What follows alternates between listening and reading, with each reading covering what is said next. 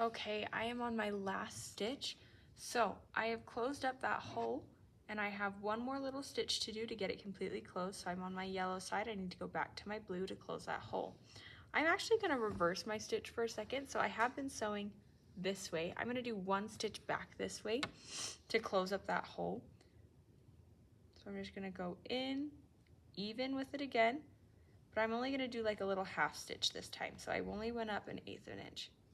So now my hole should be completely closed. I should not be able to pull it open, okay? My hole's completely closed. Now, in order to actually finish this off, we've got to tie some knots.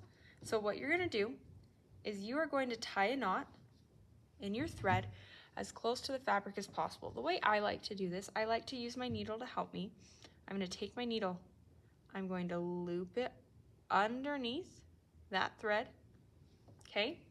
Then I'm going to reach my fingers through my loop and pinch right close on my fabric. Then I am just going to pull my needle up and that knot is going to go around my fingers. Okay? And that's going to put me really close to the fabric. So I'm going to do the same thing again. Take my needle through, create a loop, pinch underneath, and pull. Okay? Now I'm trying to tie right on top of that old knot.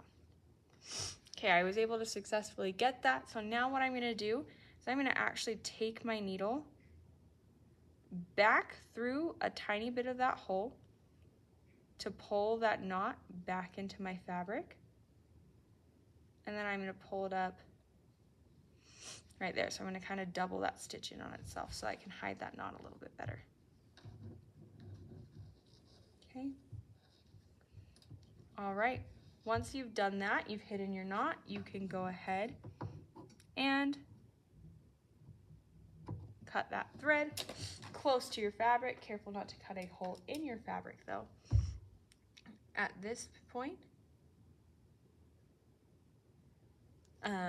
we are going to have you go ahead and bring this up to me for your final check off. Go through though, make sure you don't have any loose threads first. So if you're like me and you've got some little flyaways that are happening, just take your shears, let's go in, let's trim all of those before you bring it up, because one of your points is having all of your loose threads trimmed. So I want you to make sure you do that before you get to me so you don't wait in line and then have me tell you, oh, go trim your threads, okay? So loose threads are trimmed and we have finished with our pencil roll. Go ahead and bring this up to get checked off. If you are curious on how to use your pencil roll, I'll give you a quick demonstration. You take your pencils, you slide them in the holes. I'm using pens because I have more pens than pencils readily available. So you just slide your pens or pencils into the hole. Once you're done with that, you take your non-ribbon end, you roll it like a little burrito, and then you take your ribbons and tie it together. So you have effectively made yourself a little pencil case, and you can tie your ribbon however you want to make it stay closed. And that is our finished pencil roll.